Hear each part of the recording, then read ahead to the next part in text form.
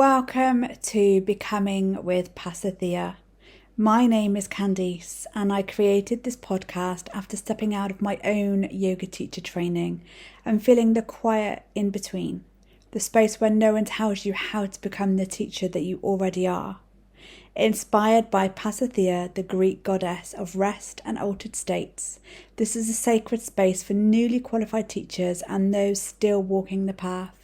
Here we grow into leadership differently, not through proving, not through performing, but through reflection, embodiment and remembering. If you've ever felt the tremble before teaching, if you've wondered whether you're enough, you are not here to prove, you are here to awaken. Take a breath and let's begin. This is our very first podcast, and today's podcast is called Pasithea and the Power of Rest in Leadership. So as this is our first podcast, let's just dive into who is Pasithea and why this podcast is named after her. Well, Pasithea is the Greek goddess of rest, relaxation and altered states. She was married to Hypnos, the god of sleep. Pasithea was often associated with the gentler aspects of life. She embodied the quiet, restorative power of rest, and some interpretations even link her to the euphoric states induced by dreams or divine visions, highlighting her connection to altered states of consciousness. Pasithea represents the calming and restorative aspects of life, such as relaxation and peaceful sleep. Her role highlights the ancient Greeks' appreciation for balance, emphasizing the need for rest alongside activity and work. Pressure to be ready.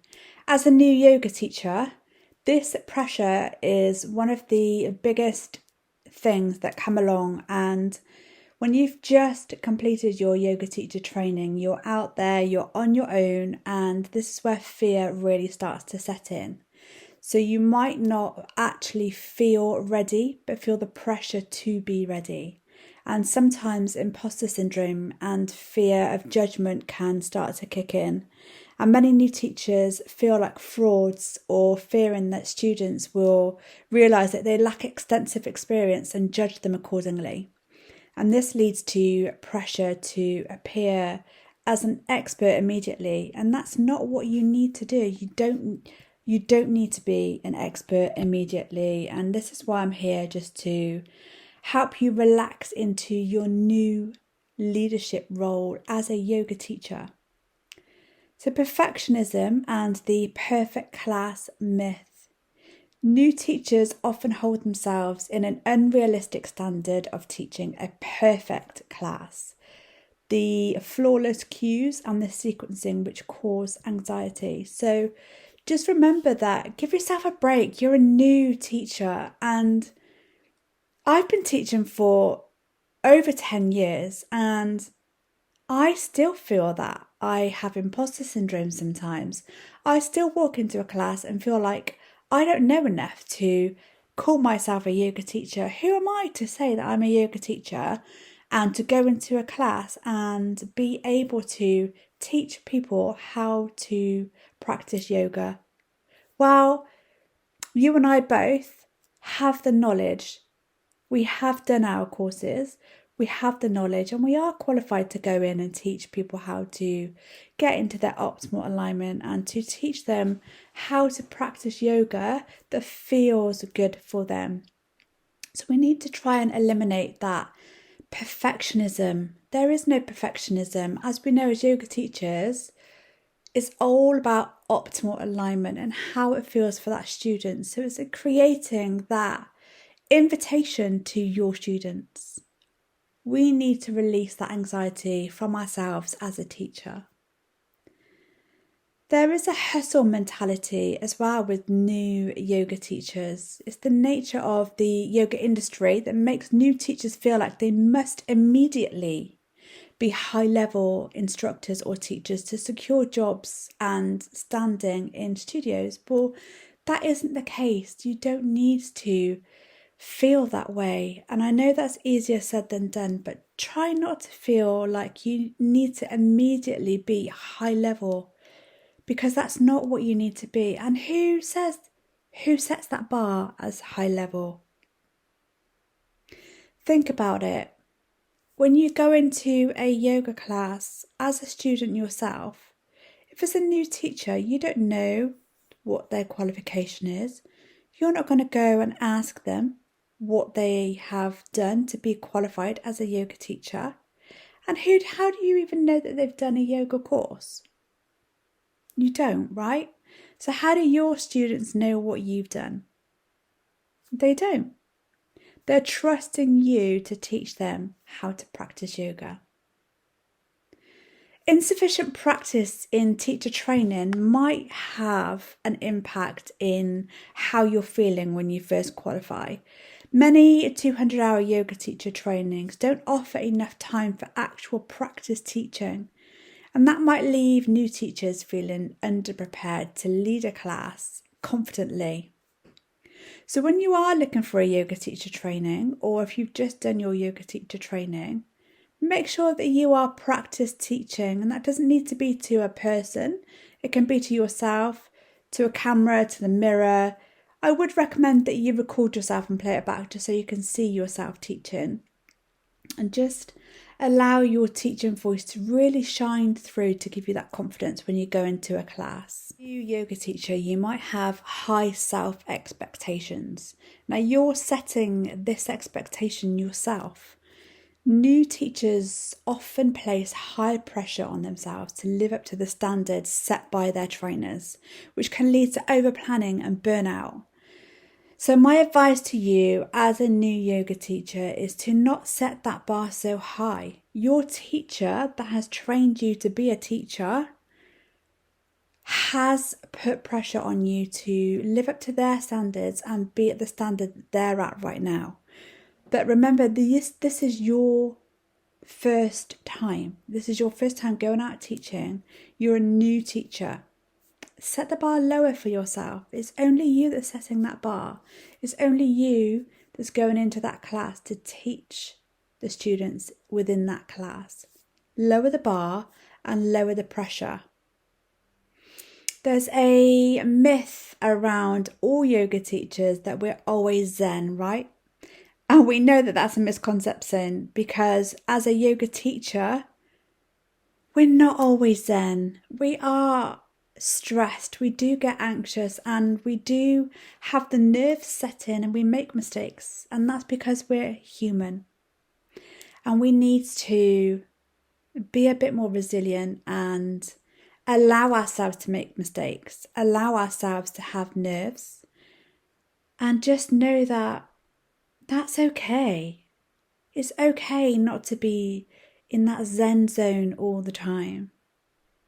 We're allowed to be anxious and nervous, but just try not to put so much pressure on yourself. We need to embrace our vulnerability and acknowledge that we're still learning. We're all still learning. No matter how long we've been teaching, we're all still learning. Authenticity is often more valued by students than perfection. And the shift from performance to service. So focusing on helping students, not on how you are being perceived, but how they perceive you.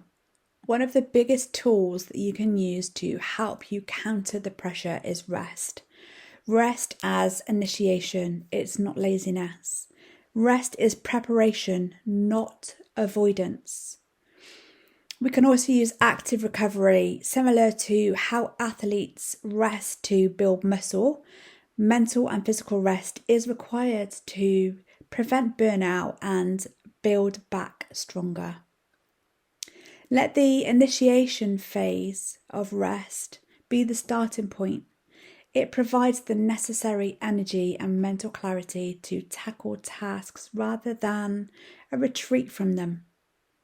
Preventative action, so pushing through fatigue, leads to inefficiency. So resting beforehand initiating with rest is a proactive strategy to maintain high performance. So rest is a strategic productivity. So if we look at brain function, neuroscience shows that downtime activates the default mode network, which is essential for creativity, memory consolidation, and solving complex problems.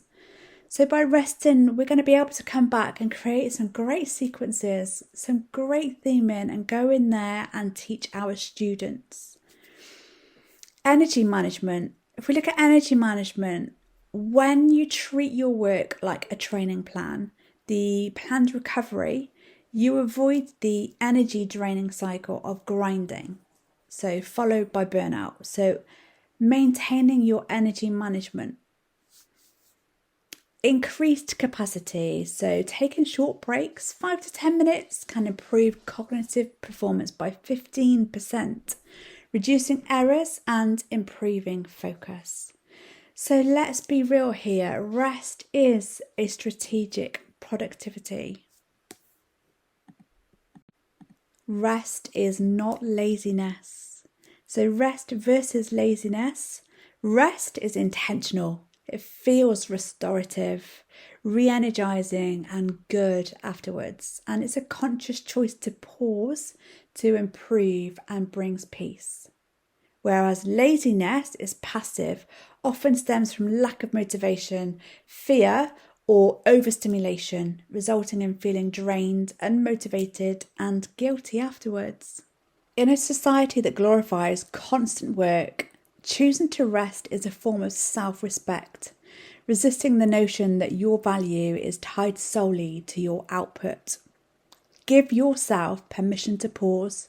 You don't need to earn rest through exhaustion. It's a human need, not a reward.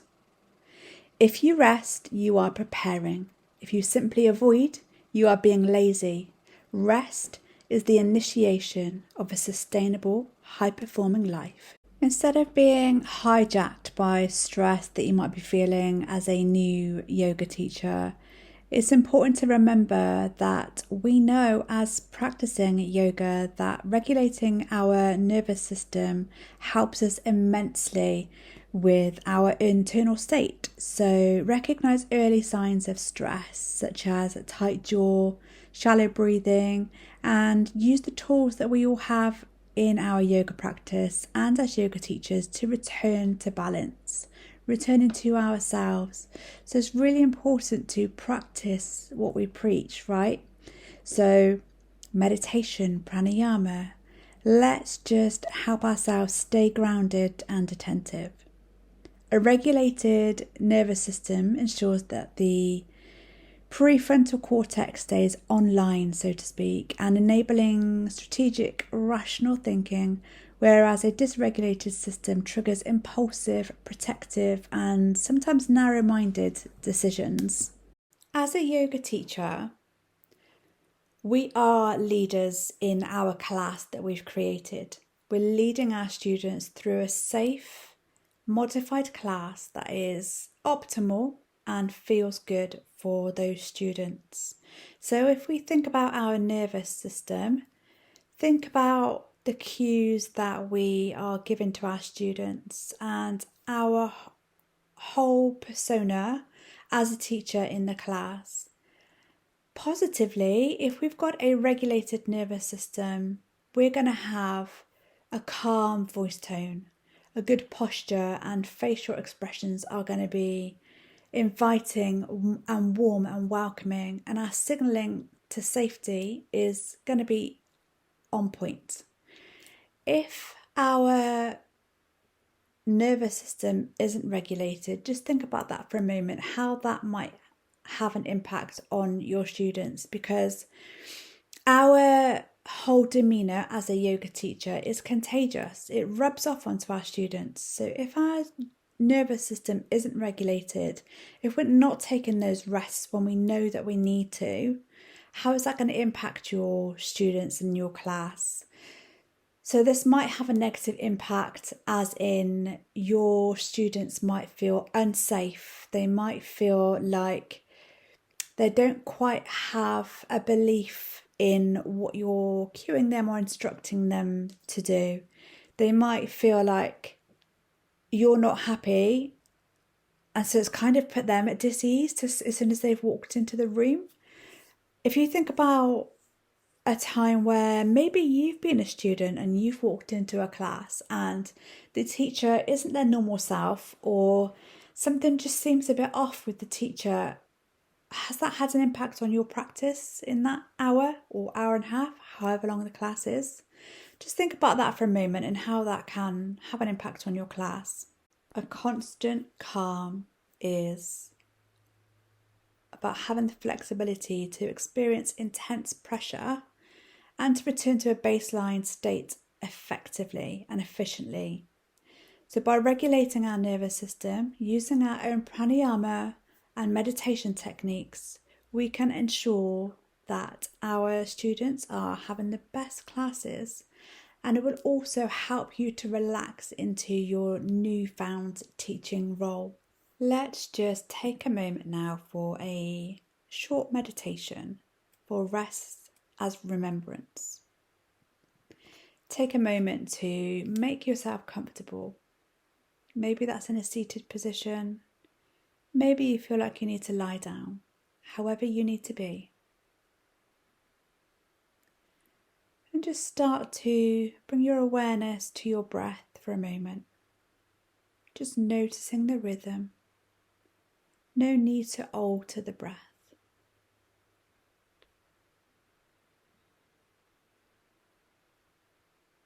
Bring your awareness to the weight of your body. Feel the support beneath you as you breathe in. Feel your body expanding. And as you breathe out, feel your body releasing into the surface below.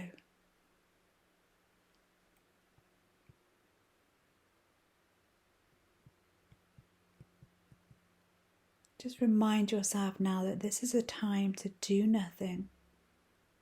This is a time to simply be.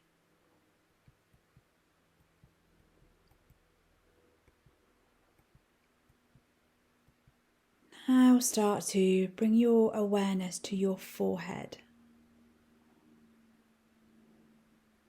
Just relaxing the space between your eyebrows.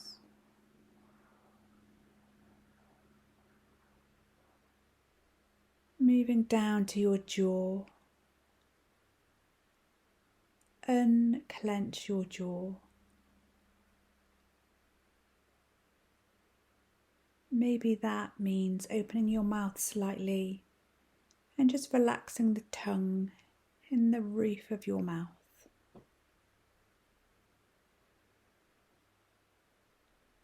Relax down your shoulders. Allow them to soften. Letting go of any tension you're holding in your neck or your back.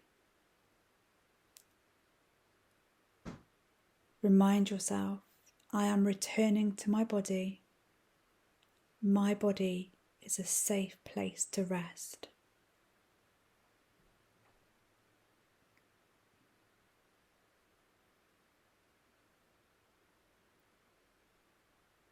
And now just continue to observe your breath without trying to change it. Just following the inhale and exhale in its natural breathing rhythm.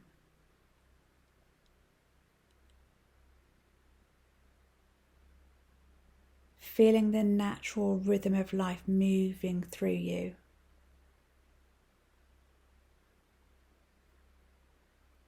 Remind yourself, I remember how to slow down. I remember how to breathe.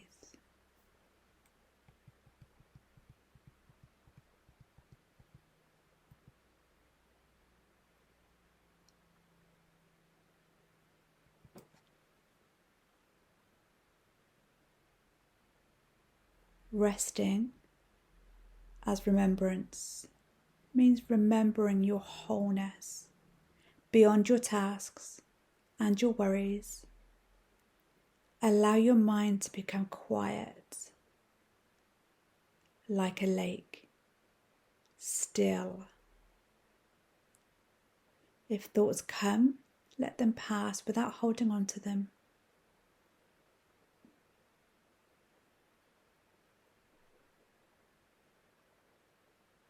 Remind yourself, I am not my to-do list. I am not my anxieties. I am here, present and whole.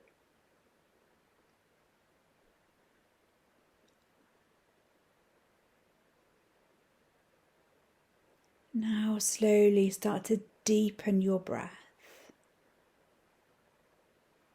feeling the gentle rise and fall of your chest.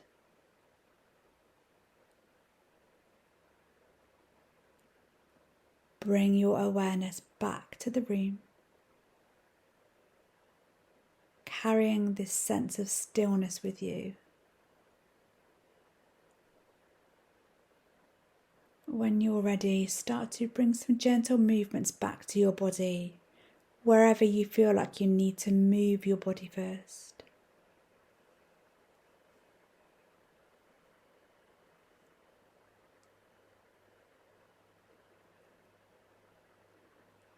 Now taking a big inhale.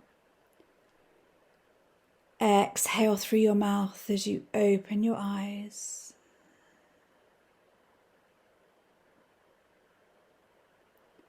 And now just remember, rest is an act of reconnection, a return to your natural state of peace and remembrance of your own worth beyond productivity. Take a moment now to grab your journal or notebook and just take a moment. Think about where I am forcing. Where can I soften?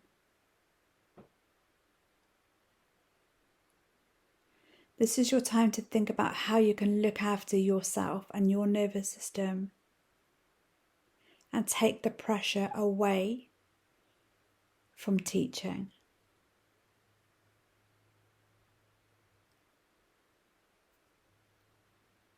When you finish writing in your journals, pop your journals away and come back to your thoughts in your journal whenever you feel stuck or you're not enough or like an imposter.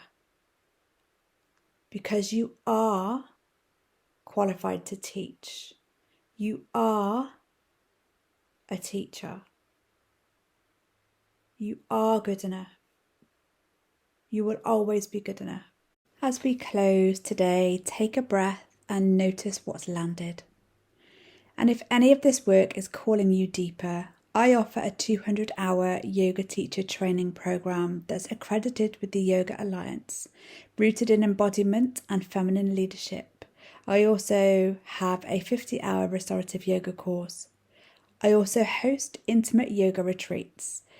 If you feel curious, I'll leave the link in my website in the description. You're welcome to explore in your own time. No pressure, just an open invitation. Until next time, remember you are not here to prove.